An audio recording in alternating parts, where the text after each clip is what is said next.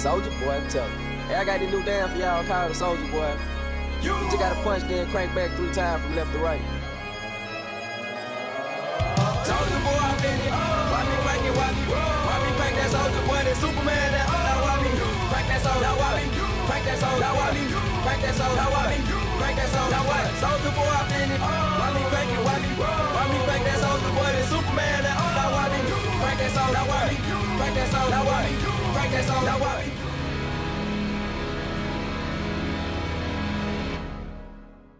What's up and welcome back, you heretics. Today we're playing Helldivers Church Edition, or in other words, Space Marine 2. I'm pretty sure everyone saw the intro, but in case you're blind, major spoilers ahead. So let's get into it. Space Marines is the second game in the series, and as always I haven't played the first game. But this time I actually watched a ton of videos on it, and I know the lore. I know, big surprise, when did I ever actually care about the lore? But in this game it's really interesting and is actually very important.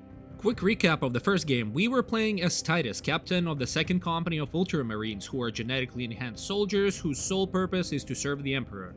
We were defending a planet from the invasion of orcs, yada yada, there are a bunch of plot twists here and there, and boom, we get accused of heresy in the end of the game. This is an equivalent of YouTubers being accused of talking to underage boys and girls, but the only difference is that we actually didn't do it. But back to the lore. If you want to learn more about the first game, I suggest you watch some videos on it on YouTube, because today we're talking about the second game. The second game starts with us playing as a squad leader of a group trying to defend another planet from the threat of Tyranids, basically bugs with some extra steps. Our squad dies, but we have to avenge our fallen brothers and finish the mission. And at the end, when the Space Marine takes off his helmet, who could have thought, and it's protagonist of the first game, Titus himself.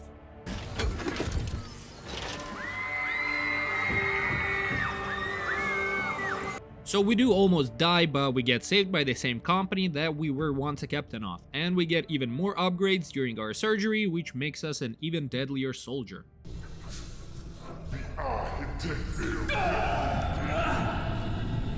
From here on out, we have completed the tutorial and we can actually play the game. So the game is split into 3 parts. The first one is of course the campaign, where we play as Titus and complete certain missions. The second one is operations, which is similar to the campaign, but you pick a certain class for the operation and you will get experience and unlock new stuff. We'll talk more about that later. And the last is the multiplayer, where you can pick a certain class as well and you get into PvP fights with other players. So the campaign is pretty short, but there is a lot to do.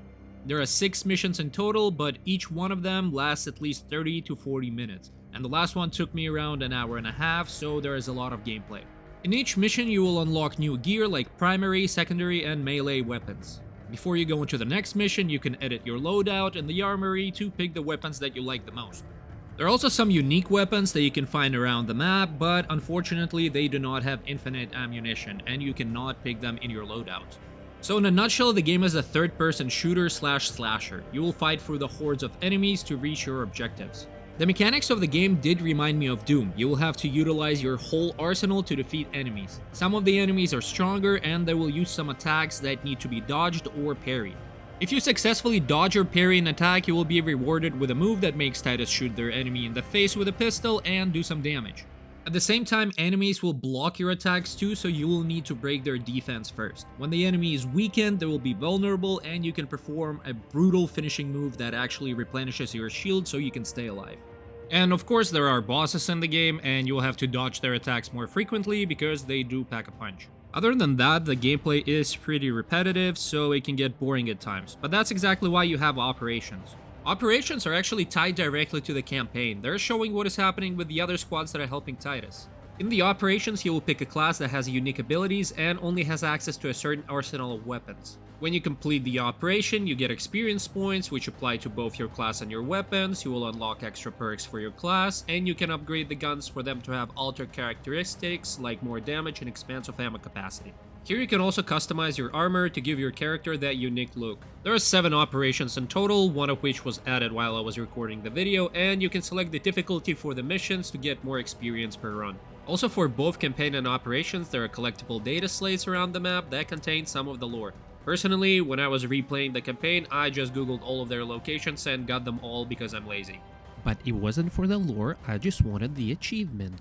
Lastly, if you get bored of that too, you can get into multiplayer, which is a 6v6 PvP with the classes that are available in the game. But I didn't have such a fun time there, because people already knew what they were doing, and I had no fucking clue what was going on.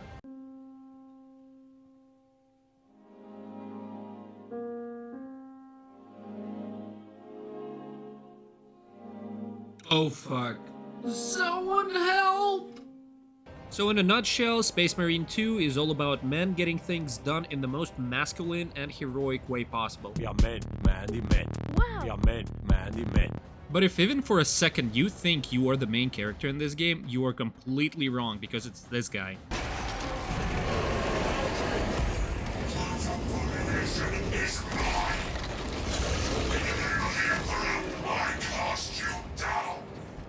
Okay.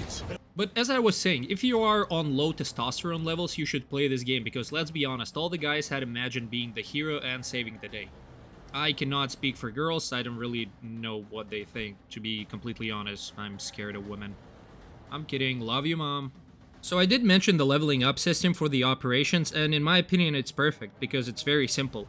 You select what perks work the best for your playstyle, and you decide what guns you want to use and how to modify them. Let's just hope there won't be any Call of Duty like streamers telling out that this is the best sniper loadout for Space Marine 2. But thank God this won't be an issue, because your co-op unlocks are not transferred to PvP, and it's only just cosmetics like armor that you can alter. Well, let's hope there won't be any pay-to-win skins though. Yeah, I'm looking at you, Apex Legends. But alright, time to jump to the visuals. They are amazing. Everything from the character designs down to the small details around the maps. There are a bunch of locations with different scenery. Almost every location looks unique, but what got me the most were the cinematics, because holy shit did they look great.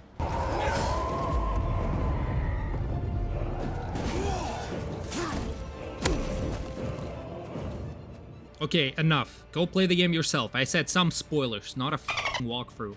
Next, we're moving to the music, and once again, the music is so good. I might as well add all of the game's OSTs to my gym playlist, because the music makes me want to serve justice to the heretics in the name of the Emperor.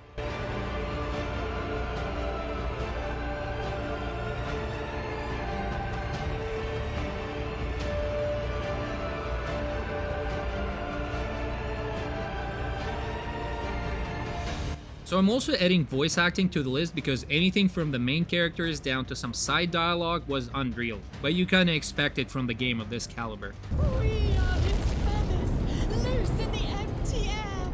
Oh, see us dance in the wake of his blessed wings. Oh, she's feeling good. But it still won't beat your average gamers playing with friends at 2 AM turning into 5-star voice actors. Fight me, demon! Get out of here, brothers!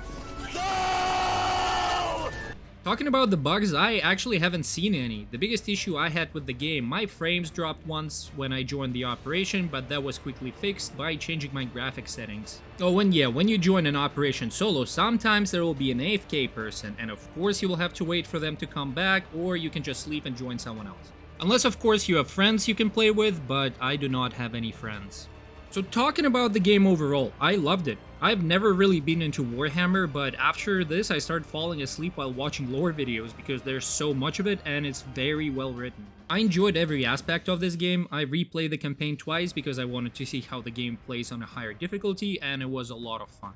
I haven't yet finished all of the operations on the highest difficulty, but that's because the only flaw that this game has, and it's being pretty repetitive. And I'm not going to lie, I can't really get into multiplayer because I like shooters that have a slightly faster movement. For the last time, this game would be a lot better for me if I had someone to play with. I just feel like it would be more fun. At the same time, I had a lot of fun whenever I was playing solo, but if you have two friends that are willing to play Space Marine 2 with you, it should be a no-brainer. So thanks everyone for watching. If you enjoy my content, please leave a like, subscribe, and comment what games you would like to see me play. Also, don't forget to turn on the notifications so you know when I post the next video. Have a good day, and yeah, I'll see you in the next one.